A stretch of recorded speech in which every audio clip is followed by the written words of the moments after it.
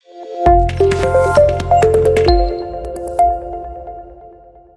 ini Bu Nurul akan berbagi ilmu pengetahuannya tentang pembelajaran berdiferensiasi dan sosial emosional, juga mungkin terkait dengan program-program yang telah dirancang oleh Bu Nurul ya, dan diimbaskan kepada panjenengan. Tetapi mohon maaf belum semuanya ya, masih beberapa ya Bu ya, belum semuanya. Harapannya nanti semuanya bisa mengimbaskan, mengimplementasikan apa yang telah dilakukan, dan insya Allah itu adalah kegiatan-kegiatan baik dan positif ya, yang bisa dikembangkan di SMP Negeri 11 ini. Gitu aja. Itu aja Bapak Ibu, monggo kita bersama-sama mendengarkan, memahami dan mempelajari bersama tentang pembelajaran berdiferensiasi dan sosial emosional, juga tentang profil pelajar Pancasila. Monggo kepada Bu Nurul kami berikan waktunya seluas-luasnya Bu. Jadi, terima kasih. Saya tak di belakang saja. Menyimak ya.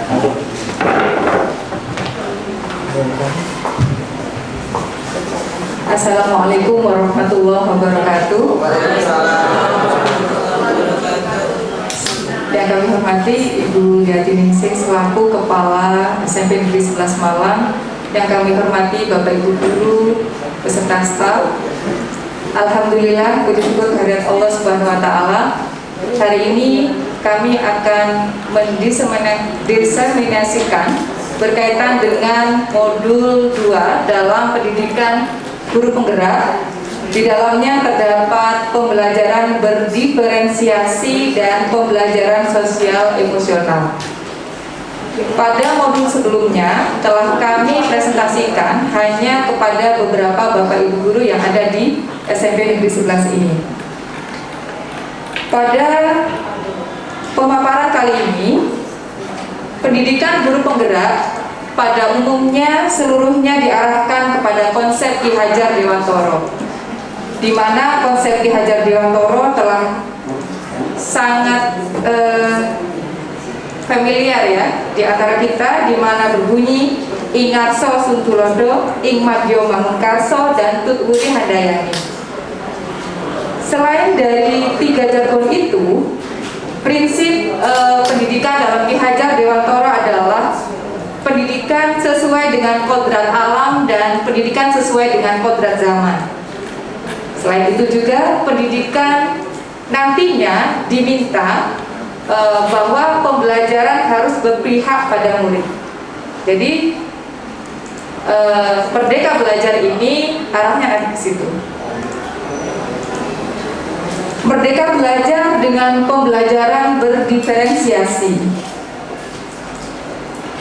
Merdeka Belajar merupakan program yang mengupayakan proses belajar siswa. Proses belajar siswa secara merdeka dan juga proses belajar secara bebas sesuai dengan minat dan karakter mereka. Jadi dalam proses pembelajaran ini nanti akan ada pemetaan terlebih dahulu sebelum kita melaksanakan pembelajaran. Selanjutnya, sesuai dengan konsep pemikiran Ki Hajar Dewantoro bahwa pendidikan itu menuntut segala kekuatan kodrat yang ada pada anak-anak agar mereka bisa mencapai keselamatan dan juga bisa mencapai kebahagiaan yang setinggi-tingginya sebagai manusia maupun sebagai anggota masyarakat. Nah, selanjutnya tujuan dilaksanakannya Merdeka Belajar untuk mempercepat pencapaian tujuan nasional pendidikan, yaitu meningkatnya kualitas sumber daya manusia Indonesia yang mempunyai keunggulan dan daya saing dibandingkan dengan negara-negara yang lainnya, serta mentransformasi pendidikan demi terwujudnya SDM yang unggul, Indonesia yang memiliki profil pelajar Pancasila. Nah, di gambar yang kanan ini adalah penerapan pada saat pendidikan guru penggerak modul 1, di mana guru dan siswa membuat kesepakatan kelas yang disebut keyakinan kelas. Kalau ini sebenarnya mirip dengan kontrak belajar. Kalau kontrak belajar itu dari guru kepada siswa, akan tetapi untuk keyakinan kelas atau kesepakatan kelas ini dibuat bersama-sama. Siswa boleh mengajukan peraturan apa yang mereka inginkan, guru pun juga bisa menyampaikan. Kemudian seluruhnya disepakati bersama. Terkait dengan profil pelajar Pancasila, profil pelajar Pancasila yang akan dididik yaitu ada 6 bagian. Yang pertama adalah beriman, bertakwa kepada Tuhan Yang Maha Esa dan berakhlak mulia. Yang kedua adalah mandiri. Yang ketiga bernalar kritis. Yang keempat berkebinekaan global.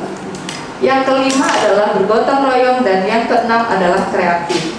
Nah, 6 profil pelajar Pancasila yang telah disebutkan di sini ini akan sama-sama kita laksanakan nanti pada awal pembelajaran. Yang pasti di awal pembelajaran ini profil pelajar Pancasila yang dididik adalah siswa yang masih kelas 7. Di tahun kemudian siswa kelas 7 dan 8. Tahun kemudian baru kelas 7, 8, dan 9. Berikutnya, sebelum melaksanakan pembelajaran berdiferensiasi, maka dibutuhkan beberapa langkah. Yang pertama, pemetaan yang dilakukan yang pertama adalah kesiapan belajar. Dilihat, siswa-siswa tersebut harus kita petakan apakah seluruhnya cara belajarnya konkret atau abstrak.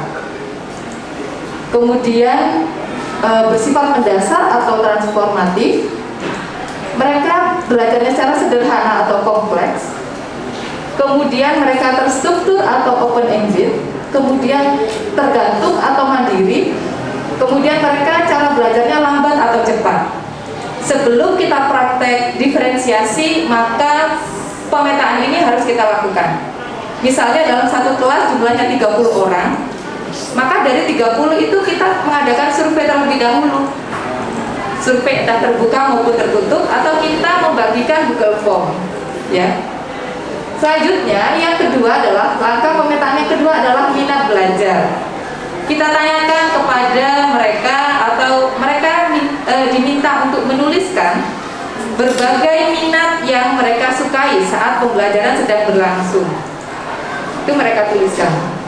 Jadi di sini minat adalah salah satu motivator penting bagi murid untuk dapat terlibat aktif dalam proses pembelajaran. Berikutnya yang ketiga adalah pemetaan yang ketiga yaitu dari profil belajar. Pemetaan dari profil belajar ini terkait banyak faktor, misalnya preferensi terhadap lingkungan belajar. Ini contohnya suka belajar dalam kondisi dingin atau panas, mungkin kalau di sini nggak bisa pilih ya. Berikutnya yang kedua adalah pengaruh budaya, dan yang ketiga yang paling sering kita lakukan adalah dilihat gaya belajarnya, apakah visual, audio, atau kinestetik. Jadi 3 bagian ini menjadi dasar kita melakukan pembelajaran diferensiasi. Jadi akarnya dari sini dulu.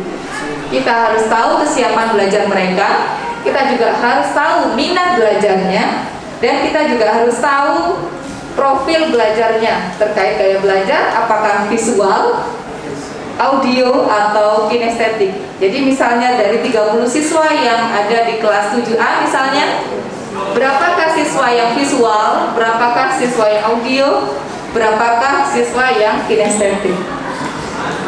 Selanjutnya kesiapan belajar, ini yang telah saya jelaskan tadi, dilihat dari equalizernya. Kemudian minat, siswa boleh memilih di antara minat-minat yang ditawarkan di sini, atau mereka juga bisa mengajukan sendiri. Nah, setelah pemetaan ini dilakukan, maka kemudian yang dilakukan adalah pelaksanaan pembelajaran diferensiasi. Pembelajaran diferensiasi itu terbagi 3 macam. Diferensiasi atau berbeda dari segi konten atau materinya, diferensiasi dari segi proses, dan diferensiasi dari segi produk. Diferensiasi dari segi konten atau materi di sini berhubungan dengan keragaman penyampaian materi akan disampaikan kepada murid. Contohnya gaya belajar visual, kinestetik, dan audio. Kita bisa menyajikan beberapa materi untuk siswa. Ya. Kemudian dari segi proses berhubungan dengan cara belajar murid. Apakah pada pembelajaran diferensiasi itu kita memilih pemilahan butuh kerja kelompok atau kerja secara mandiri. Kemudian kita juga bisa mengamati siapa saja yang sebenarnya butuh bantuan tambahan penjelasan kita kepada murid. Siapakah yang membutuhkan pertanyaan pemandu ini ya. Berikutnya yang ketiga adalah diferensiasi secara produk.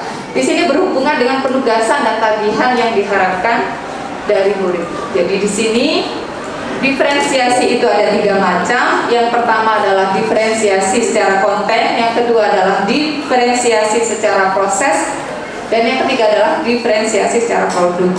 Ini dilaksanakan setelah pemetaan 3 bagian yang sudah saya sebutkan tadi: kesiapan, minat, dan profil belajarnya.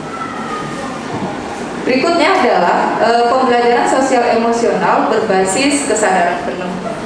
Jadi Bapak Ibu guru itu hadir di dalam kelas memang dalam kondisi yang emosi stabil, kemudian benar-benar sadar posisinya sedang melaksanakan proses pembelajaran. Pembelajaran sosial emosional di sini terbagi menjadi beberapa bagian sel itu ya. Yang pertama adalah self awareness, berikutnya adalah social awareness, yang ketiga adalah social skill, kemudian yang keempat adalah responsible decision making, kemudian yang kelima adalah self management. Pembelajaran sosial dan emosional mengacu pada kerangka Pesel. Pembelajaran ini bertujuan untuk membantu pemahaman dan penerapan Bapak Ibu guru dalam mengelola aspek sosial dan emosional diri sendiri, sekaligus dapat menerapkannya dalam pembelajaran. Saya lanjutkan. Ini bagian dari praktek yang sudah saya lakukan di kelas. Jadi di sini saya tampilkan beberapa emoticon. Jadi mulai dari cemberut, kemudian senyum, kemudian sini tertawa. Jadi setelah pembelajaran itu dilakukan, apa komentar siswa? Apa yang mereka rasakan? Bagaimana pemahamannya? Itu mereka nilai sendiri di sini. Dari sini kita bisa tahu apa yang sebenarnya dibutuhkan oleh siswa, apa yang sebenarnya yang telah kita lakukan itu dievaluasi bersama. Selanjutnya, kesadaran penuh atau mindfulness sebagai dasar pengembangan 5 KSE. KSE ini konsep sosial emosional. Jadi di sini kesadaran penuh merupakan kesadaran yang muncul ketika seseorang memberikan perhatian secara sengaja pada kondisi saat sekarang dilandasi rasa ingin tahu dan welas asih. Berikutnya, secara saintifik, latihan kesadaran penuh yang konsisten dapat memperkuat hubungan sel saraf otak yang berhubungan dengan fokus, konsentrasi, dan kesadaran. Apa pentingnya pelaksanaan KSE ini? Jadi Bapak Ibu, kita mengkondisikan kelas sebisa mungkin siswa dalam kondisi bahagia atau senang. Ketika siswa bahagia dan siswa senang, kita harapkan hasil dari pembelajaran kita itu benar-benar membekas dan tahan lama di otak mereka. Berikutnya, mindfulness dapat dilatih dan ditumbuhkan melalui berbagai kegiatan sehari-hari maupun dalam pembelajaran yang dilakukan secara mindful atau ada koneksi dengan indera tubuh manusia. Indera tubuh, perasaan, pikiran, dan lingkungan. Saya lanjutkan. 5 kompetensi sosial emosional atau 5 KSE. Yang pertama adalah kesadaran diri, yaitu mempraktekkan kesadaran penuh dengan mengenali berbagai emosi dan dapat mulai merasakannya serta mengenali dengan jelas emosinya positif atau negatif. Kalau ketika pembelajaran itu muncul emosi negatif, sebisa mungkin itu dihindari. Ketika pembelajaran itu muncul emosi positif, sebisa mungkin itu terus dikembangkan. Berikutnya yang kedua adalah pengelolaan diri, yaitu pengelolaan emosi dan fokus pada tujuan. Yang ketiga adalah kesadaran sosial, yaitu membangun kemampuan untuk menempatkan menempatkan diri dan melihat perspektif orang lain. Yang keempat adalah keterampilan berelasi, bekerja sama, baik itu bekerja dalam kelompok. Kemudian yang kelima yaitu pengambilan keputusan yang bertanggung jawab. Yang kelima ini penting kita ajarkan kepada siswa. Jadi jangan sampai siswa itu berperilaku sesuatu yang memang itu menyebabkan dia akan menyesal di kemudian hari. Yang kelima adalah kemampuan yang jika secara konsisten dan berkelanjutan ditumbuhkan dan dibiasakan sejak dini akan memungkinkan seseorang untuk tumbuh menjadi pribadi yang penuh tanggung jawab. Nah, keterkaitan antara pembelajaran sosial emosional berbasis kesadaran penuh dengan pembelajaran berdiferensiasi. Jadi pembelajaran diferensiasi tadi telah terbagi menjadi 3 secara konten, proses maupun produk. Kemudian juga melibatkan emosi positif. Hal ini bertujuan agar Merdeka Belajar benar-benar bisa diterapkan di lingkungan kelas kita masing-masing. Meskipun ini berat, kita tetap harus belajar. Ketika tiga-tiganya tidak mungkin langsung kita laksanakan, kita pilah satu persatu berdasarkan pemetaan yang telah kita buat. Mau diferensiasi secara konten saja kah? Atau prosesnya saja? Atau dari segi produknya. Ketika masih di awal kita mencoba pembelajaran diferensiasi, maka ini tidak apa-apa, tapi secara umum nantinya kita harapkan keseluruhannya ini bisa kita terapkan di kelas kita masing-masing. Kegiatan yang telah kami laksanakan yaitu yang pertama konsep budaya positif dan motivasi, yang kedua adalah pembentukan kesepakatan kelas, yang ketiga adalah segitiga restitusi, yang keempat adalah visi guru penggerak, dan yang kelima adalah pembelajaran yang berpihak kepada siswa. Ini semua telah kami laksanakan hingga di akhir modul 2 ini. Dan PR saya selanjutnya adalah kegiatan yang direncanakan yaitu proses coaching antara guru dan murid maupun guru dengan guru. Kemudian pembelajaran berdiferensiasi baik itu secara konten, proses, dan produk. Kemudian yang ketiga adalah pembelajaran sosial emosional. Dan yang keempat ini adalah rencana jangka panjang. Endingnya nanti diminta untuk panen karya di bulan Agustus 2022, yaitu peningkatan literasi agama dan literasi pembelajaran. Untuk ini saya sudah bergabung dengan tim literasi sehingga terdapat nantinya di bulan Agustus ini terdapat peningkatan yang signifikan dalam literasi agama dan literasi pembelajaran. Saya berharap semoga rencana ini bisa terlaksana dengan baik, dan saya juga mohon dukungan dari Bapak Ibu guru, karena ketika literasi agama dan literasi pembelajaran ini dapat sukses terlaksana di sini, kemudian di bulan-bulan selanjutnya akan dilanjutkan oleh tim, sehingga step-stepnya atau langkah-langkahnya telah tampak jelas dan bisa dipraktikkan. Demikian yang dapat kami sampaikan. Ini berkaitan dengan modul 2 kami. Jadi selama pendidikan guru penggerak terdapat 3 modul. Modul 1 ada 4 bagian, 1.1, 1.2, 1.3, dan 1.4. Kemudian sekarang ada di modul 2, 2.1, 22, dan 2.3. Demikian yang dapat kami sampaikan. Terima kasih atas perhatian yang sudah diberikan. Apabila ada yang perlu kita diskusikan, mari kami persilahkan.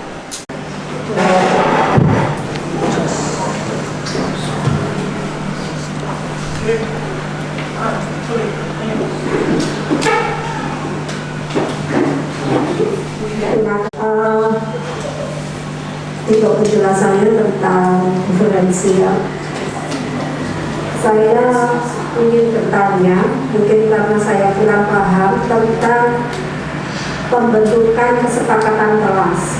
Tadi disampaikan dulu, ketika kita masuk ke kelas sebelum memulai pembelajaran, kesepakatan itu antara guru pengajar dengan siswa. Salah seperti itu. Nah, yang saya tanyakan, kalau kita mengajar beberapa kelas, berarti kita juga membuat kesepakatan dengan tiap kelas yang berbeda, begitu Bu. Atau kita memberikan pakem sehingga anak-anak kesepakatannya tidak jauh berbeda dengan kelas lain atau bagaimana. Terima kasih Bu Nurul. Wassalamualaikum warahmatullahi wabarakatuh. Untuk menanggapi, jadi kesepakatan kelas dalam konsep di PGP ini yaitu keyakinan kelas.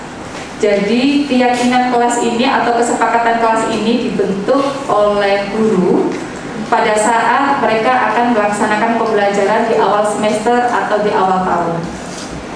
Nah, kesepakatan apa saja yang telah ditawarkan itu disepakati bersama dan dilakukan untuk ditaati bersama. Jadi ketika ada 1 atau 2 siswa, misalnya di situ harus hadir tepat waktu, pengumpulan tugas juga harus tepat. Maka ketika salah satu dari anggota siswa ternyata melanggar peraturan tersebut, karena kontrak belajar kita sudah ada di awal, maka kita bisa menagih di tengah-tengah. Kita semuanya kan sudah menyepakati kesepakatan kelas atau keyakinan kelas, karena itu siswa harus dipanggil, mengadakan proses, di sini disebutkan proses segitiga restitusi. Jadi ini juga perlu disepakati di sekolah ini. Apakah yang membuat kesepakatan kelas ini nantinya, apakah setiap wali kelas saja? Jadi guru yang masuk otomatis mereka akan mengikuti kesepakatan kelas yang sudah dibuat bersama, kemudian ditempel. Sehingga Bapak Ibu guru yang mengajar itu sudah tahu, oh ternyata kesepakatan kelas di sini A sampai A, B, C, D, E misalnya, gitu. Ini penting kita terapkan bersama, mengingat beberapa murid kita mungkin memang perlu perhatian khusus, apalagi pada saat tidak melaksanakan PTN. Itu Bu ya. Sebentar Pak Imam. Terima kasih Bu. Berarti kesepakatan kelas itu bisa dipakai untuk semua guru Bu ya, bukan kesepakatan antara guru mata pelajaran yang berhubungan dengan mata pelajaran itu saja dengan siswa yang diajar. Khusus untuk mata pelajaran bisa, mau disepakati oleh wali kelas ditaati untuk guru mapel juga bisa. Sama-sama bisa. Ini kayaknya nanti penting kita lakukan di awal semester nih.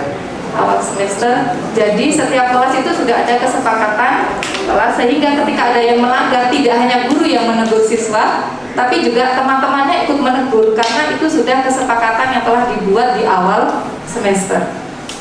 Terima kasih Bu. Terima kasih Beda.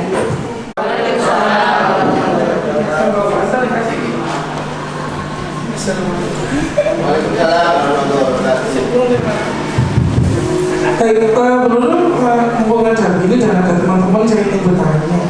Satu mungkin memberikan komentar terhadap pertanyaan barusan ya. Untuk kesepakatan kelas itu sudah selalu saya lakukan kalau di awal pembelajaran. Jadi menurut saya kesepakatan kelas itu dilakukan oleh masing-masing mapel. Misalnya saya ada 4 kelas, bisa jadi kesepakatannya beda-beda semua, tidak masalah.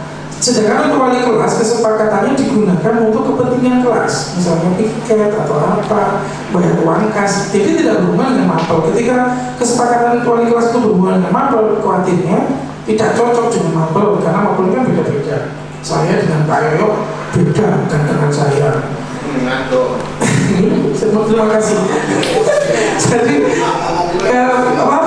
ke kelasnya masing-masing itu komentar. Berikutnya pertanyaannya Bu Nurul tentang diferensiasi sama sosial emosional ya. Sosial emosional ini kan bahasan yang amat sangat menarik sekali gitu, karena dari dulu Ki Hajar Dewantara itu maunya sekolah ya seperti itu.